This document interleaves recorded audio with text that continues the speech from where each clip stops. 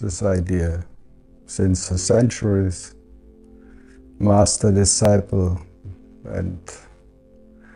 but it doesn't mean there has to be a personal master or something. There will always be a master, and the master will always be the self appearing in different forms.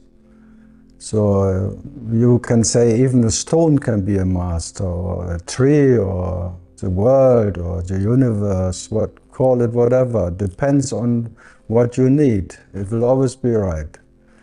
So it doesn't have to be a person-to-person relationship or something, but there will always be a relationship in a relative way of the self and the self. The self as a master and the self as a pupil of it, and the disciple maybe. So if the longing is strong enough and you're ready for it, the real form of the master appears. Sometimes it's a person, sometimes it's an animal, sometimes it's whatever you can imagine. It will always give you the right hint to whatever you are. So the master will always be a milestone, like a pointer to what you are. But it doesn't need necessarily to be a person-to-person relationship. So in that sense, I don't go for that needs a personal teacher. Yeah. Maybe it is one, maybe not, but it's not a necessity. It doesn't have to be like it. It can be any way. So mainly it's like you have to see all the moments who led to this moment, to your whole life, were a teacher. Life was teaching you by whatever. In good or bad ways, or in whatever ways, you cannot take one moment out of your whole story, because all the story is about yourself with yourself. It's the self leading you all the way. And sometimes they're partly like they're persons or masters who give you a teaching, but it's just a part of it. You have to look at your whole story, and every step led you to this moment. If this is an understanding, then understanding comes from all the moments before, and not from a special teaching or something. So in that sense, what to say? Everyone has this unique way. If there is some never-ending story, like an aha happening, this awakening of this so seemingly asleep ignorance to that what you are, it's not depending on a special way. It can be in any way.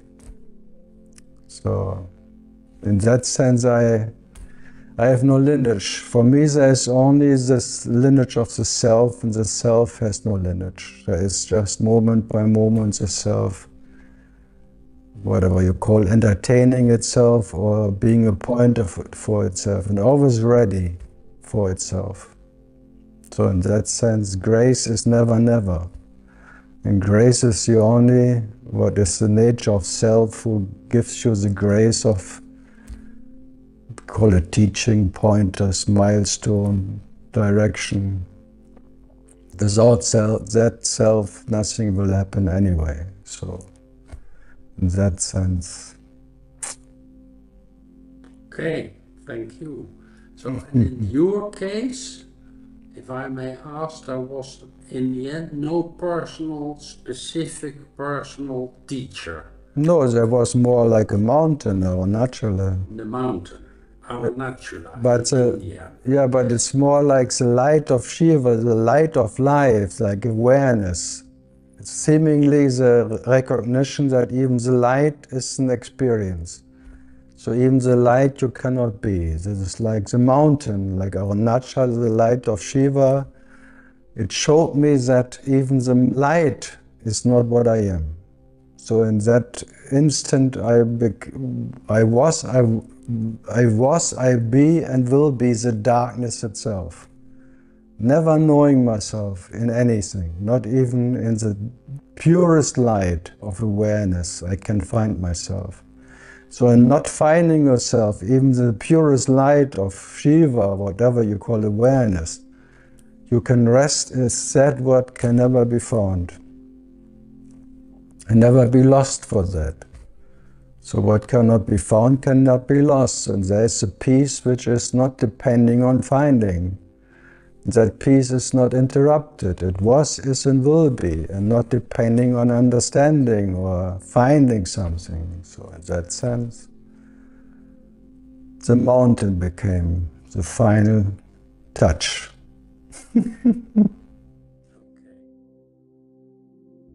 I think they don't relate to each other, they're just different.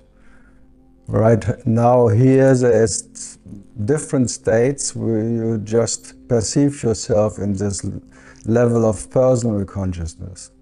You can say dimensions of consciousness, but they're all dimensions of consciousness. It's not like they relate to each other, they are not different in nature. They're just different ways of whatever experiencing yourself. It's just different ways of experiencing yourself, like the personal way, like from me to you, or whatever, from the me to the world, in the differences, or in the wonder state, where there is just spirit experiencing itself from, like space, where everything is in you, but you are not in it. It's like you are in oneness. Or then it comes to the awareness, the third level, or the third state. And then you're just awareness, like a screen, where all this like dances of energy or light is happening. So light, where light is dancing it, is like a third state. You can call it enlightenment or something. And then maybe there comes a fourth state, the prior state, which you are in spite of light. So you're prior to the experience of light. Light, yeah. But even the prior is the fourth state, is still just a different way of experiencing yourself. So experience yourself as absence of light. So you're in the presence of light and you're in the absence of light. Then, okay, that's prior to light and prior to absence. But then comes the fifth state where presence and absence are not different. Then you are the awareness which is not even aware about itself, because there is no personal awareness. Then comes the space like spirit, which is just spirit, but no one has spirit. There is just, you cannot even name it, anything. And then the personal, the absolute man, where you don't know what is a man and what is not a man. So you're like, whatever. You cannot transcribe it. It's beyond anyone's compensation, whatever, of understanding. So in that 7 ways you may experience yourself, but still you cannot experience what you are. Still you are just landing somewhere and departing again. It's just like an elevator, from the lower to the higher, you can say. But the higher is not higher and the lower is not lower, because all of that is consciousness. So you experience yourself in different ways in consciousness. But what you are is still unknown. It's not what you can find in it. So you travel infinitely, but in all of that, it's an infinite way, but in all of that you cannot find what you are. In none of them. And none of them is better than the other. So the personal is not low, and the higher, whatever, super consciousness, the awareness is not higher in this sense. You can just make it like a difference. They're different, but they're indifferent, not in nature, not different, but in difference in the way you're experiencing yourself. But by the differences, you are not different. The equality is only that there are consciousness experiencing itself in infinite ways. But it doesn't make consciousness more or less. So there is not more or less quality. There's only the quality of self in all of them. So in that sense, enlightenment is not better than having a sip of coffee. The next moment is just the next moment. The self realizing itself in different ways, but in none of them it's more real or not real. So the question of real and unreal doesn't appear.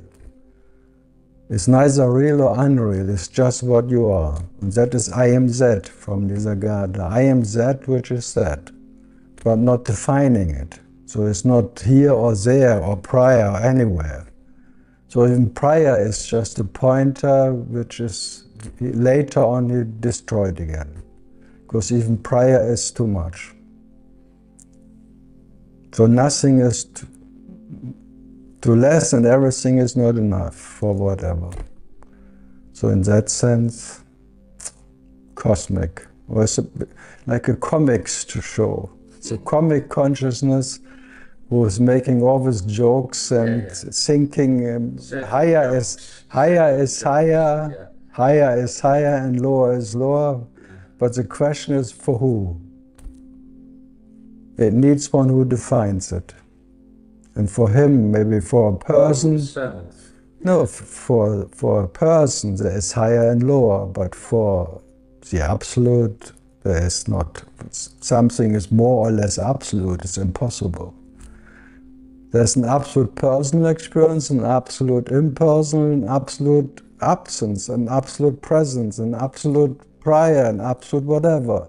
So only the absolute is. So for the absolute, by all the differences, there is no difference. So what to do?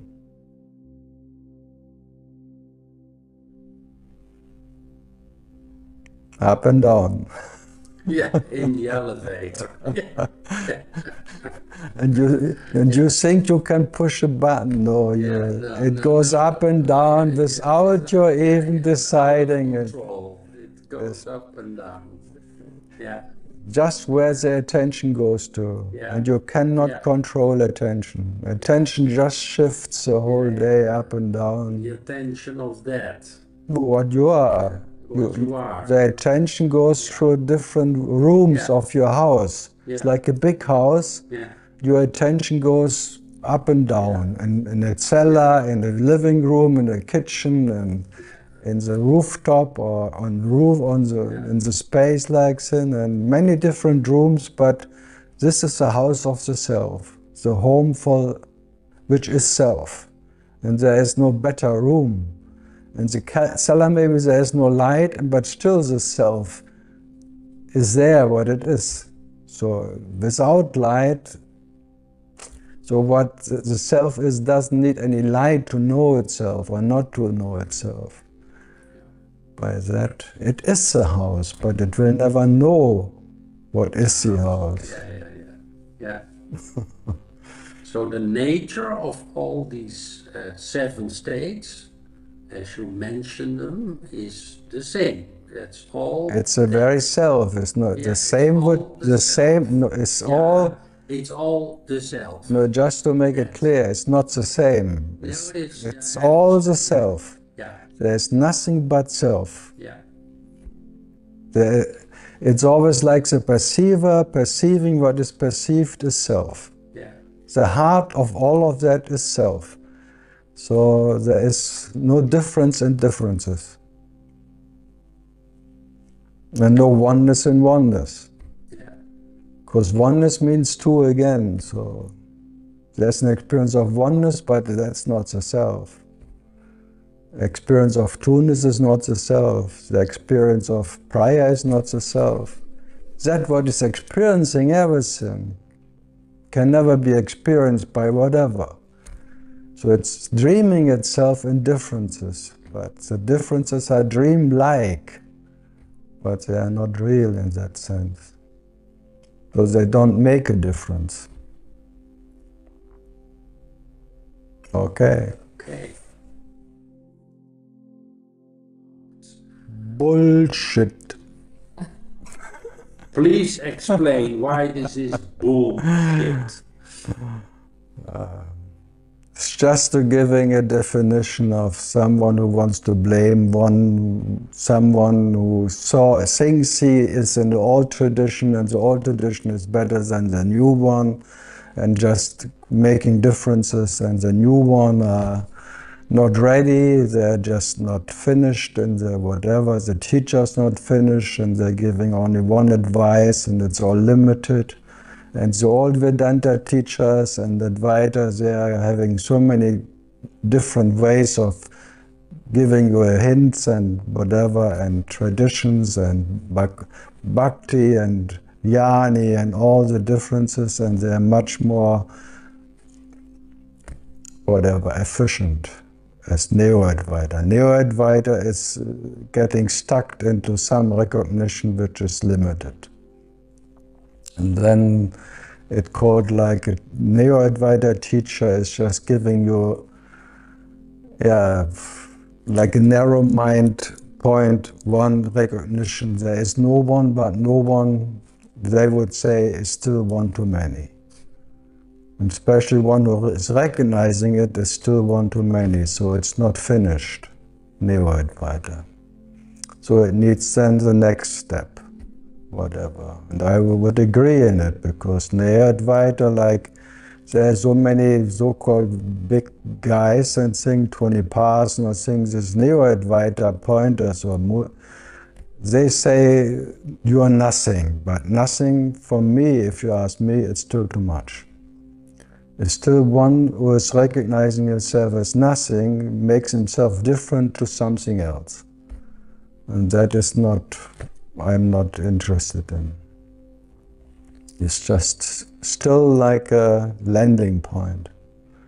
Wherever you land, you have to depart again. It's just a temporary understanding, as everything.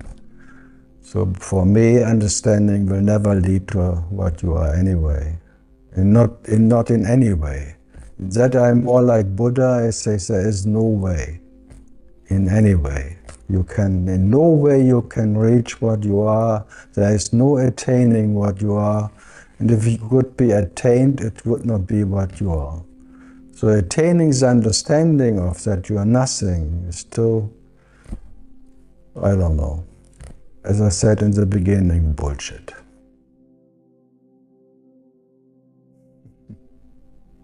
That is at least very clear. Yeah. So you in fact, you say it's an unfinished business, although these people of Neo-Advaita themselves are pretending that they claim finished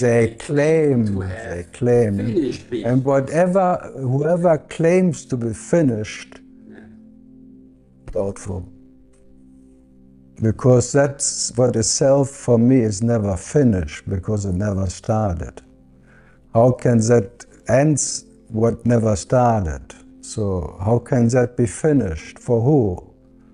What is the finishing? Like a finishing understanding or the final understanding, all of that I have no idea. That is like Balzacca, the final understanding. Yeah. For me, there is no such thing as final anyway. So for me, there is a never-ending story of the consciousness inquiring into itself, and there is never any final understanding. Whatever is final is just the beginning for the next one, the next moment. It's just one leading to the other one, but it never finishing in any way. So how can the self finishing itself? By what? What self needs to realize itself? Again, a question. Needs the self to know the self, to be the self. Needs the self to be realized, to be real. Or is it all a lie? It's a real lie. Whatever they find is a real lie. So whatever can be found are real lies, but not realization. What to do? In that sense, Neo-Advaita is fine. It's as good as any Advaita, anything. Yeah. But they're all empty. Finally, they're all empty. All the books and all the Upanishads and all the Vedas, in the end, when there is an end, no one needs them. They're just for entertainment. And they will be gone anyway one day. And you will be still there, but you are. So in that sense, all of that is just like reading, like watching a movie, like a Hollywood movie. All the scriptures are made for entertainment. but not for finalizing the self, final understanding. And not for sure, not for becoming happy. And sorry, and sure not for becoming happy. For becoming happy, yeah? Because there was never anyone who reached happiness. So in that sense, they're all okay. I don't mind them at all. I have no conflict with anyone, no teacher, anything, because if I would have a conflict, I would have a conflict with myself. But I cannot have a conflict with myself because I'm in that way responsible for all of that. For Neo-Advaita, Advaita, Vedanta, scriptures and all of that. In this sense, I have written them all, I read them all, I did it all. I'm the Hollywood way of existence, but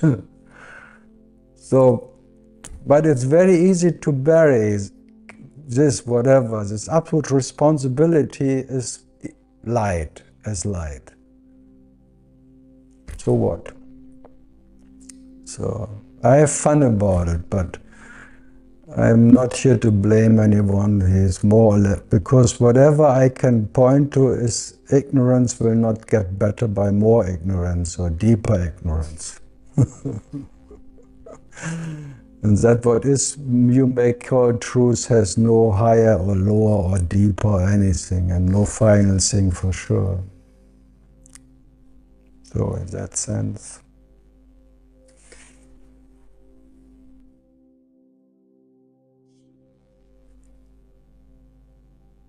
No, I don't say there's no person. I say there's an experience of a person. I don't deny a person, but I deny a person that the person can realize anything.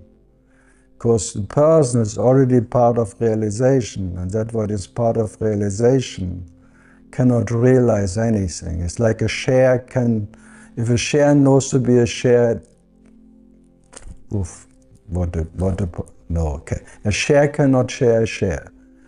Whatever, know a share, and the self cannot know the self, and if whatever. So I just say how it came up. This I am be what you cannot not be. It's like it was in San Diego, down maybe 15 years ago, yeah, or 18, and someone asked me, because Ramana's pointer is like be what you are. Yeah. Or be as you are. And he said, yeah, but the moment I try to be what I am, it's like an action. How can I am what I am? So yeah, then just try, because I said, okay, then let's go a bit deeper. Try to be what you cannot not be. Yeah. And then there's a gap. You cannot finish it, you cannot grab it. There is a gap, like blank, totally blankness. And then maybe you experience in the total blankness you are. But you cannot know what that is. You cannot make it an object, not even the subject. You are in the blankness of that absence. It's like a koan. It breaks your presence. Your presence cannot stay in that koan. And then there is a gap. But later on you make out of the gap against an understanding. For of course the person or this phantom needs an uninterrupted story. So, but in that moment maybe you get a taste of the tastelessness of what you are. That what you are can never be tasted in anything. So you are the blankness of blankness, whatever. And then maybe that becomes the reference point, more and more. So as more you go into that, to be what you cannot not be, there is this blankness, and maybe it will widen out, and then it becomes your, can call it maybe your real home, where neither is or not what you are. So in that sense, I pointed out that what you are is uninterrupted. It is in the present and in the absence. So in whatever you can imagine it is, and if there is no imagination, you still are. So you're not depending on any experience to exist, or any definition or anything. So it's a direct pointer, you may say, but it doesn't mean you can become what you are by that. It's just like it takes away what can be taken away, and you still are what you are. The absolute leftover, when everything is gone. There's no idea left of any object, subject, or anything. Even like in deep, deep sleep, you still exist. In spite of any presence or absence, you are. And this pointer is I'm pointing to. So I'm not can teach you that, because you are that. You are the master itself in it. Because every night you drop everything, and still you are in deep, deep sleep. And then every morning it pops up again, and then the story continues. But you are with and without the story, with and without the presence. So you are in the presence, absence, and even prior to that presence, absence, with and without, whatever you can imagine, you are. And that can never be more or less by anything. So it's neither nothing or everything. It's 80-80. You absolutely don't know what you are and what you're not. So an absolute absence of one who knows or doesn't know anything. And not depending on anyone who knows or doesn't know anything. So no need to realize it. So in a way it's a paradox. You have to realize that you don't have to realize anything to be what you are. So it's an absolute unnecessity of anything. There is no necessity at all for you to know or not to know what you are. That's called independency or moksha, or being free from freedom. So you are in prison experience and in freedom experience. You are. So what you are doesn't need to be free. It is as free in prison as it is free in freedom. So neither of that can deliver what you are or take it away. So no problem. That is, I am. But whenever you start with I, it always becomes not right. So that's why I agree with Ramana. The best thing, if you can, be quiet. And be quiet means be complete as you are. And that completeness can never be touched by anything. You cannot lose it, you cannot gain it. It never needs to be known or not known. All what you can say, it cannot change that completeness you are. And why was Nisargadatta talking about this 1 out of a million or whatever the number was? But it seems as if he was talking about numbers, small numbers. Yeah, but he didn't call it a person or something. He said maybe in some persons the self can talk unfiltered. It's like without a personal flavor. It just comes direct, like Jesus called it the living words. It's like a loudspeaker without a speaker. It's like a loudspeaker where the energy is just pronouncing itself, the self pronouncing itself. And then maybe even 5 of 1 million or 1 of 1 million can be a loudspeaker without a speaker, without intention. Without an intention of teaching or anything to give. It's like the living word who has no direction, doesn't want to teach you anything. It just accepts you as you are. There's just the self-talking, the self-listening, without any necessity. So without any intention of higher and lower, or I can give you something, or now you have to understand. All of that is absent. There's just entertainment, the self-entertainment, where there is no difference. It's like Ramana's eye to eye, it's the same. where there is no teacher, no student, no guru, just self. And that they call good company, where there is no company. So in that sense, I'm in that tradition, but I still would not call them my whatever lineage or something. Because for me, the self has no lineage. There is no such thing as lineage, anything. But I would say that resonates whatever, more to what I am than something else. But not that I'm coming from anywhere.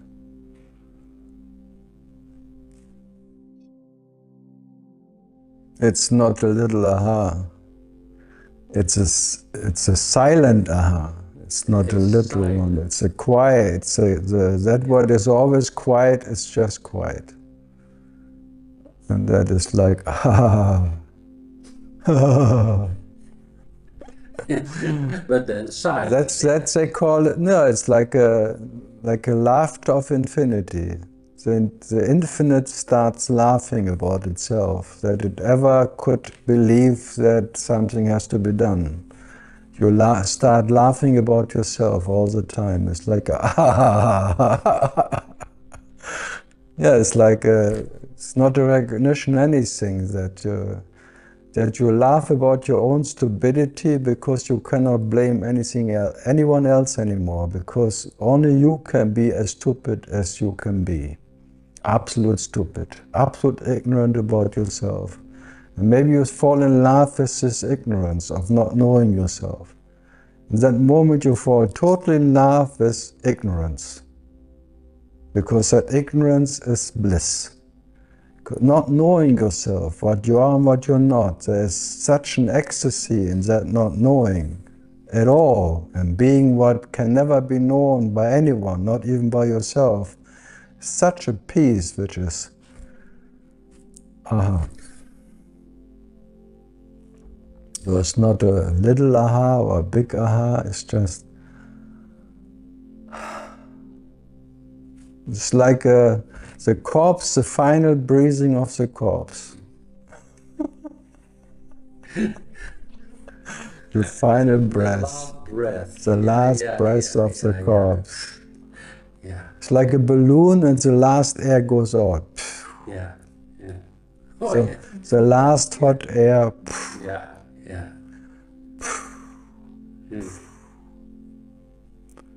So it's quite aha. But it has no consequence. That's the beauty of it. It doesn't make anyone's life better or worse or anything. So it doesn't bring you happiness. It doesn't take sadness away, so it doesn't make any change at all. And there is no need for any change at all for what you are. So nothing has to happen, nothing has to be changed for you to be what you are. And that peace can never be given and never be taken away from you, and was never taken away, and could not be given by anyone. So